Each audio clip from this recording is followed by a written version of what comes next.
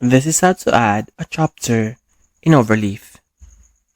Go to Overleaf and from your project dashboard, select a project or you can create new. We'll open this blank project. Then for your document class, do not use article. Instead, book or reports. Then inside document, we will add table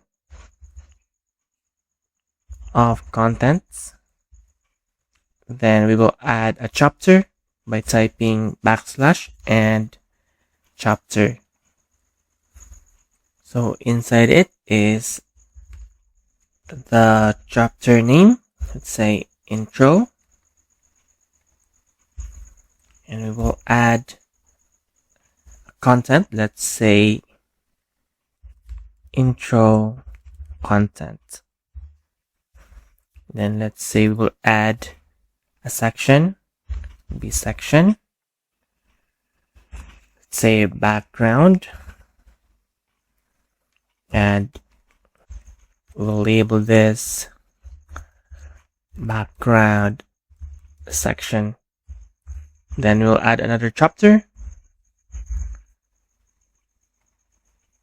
Let's say methodology. Then we'll add a content, some text here.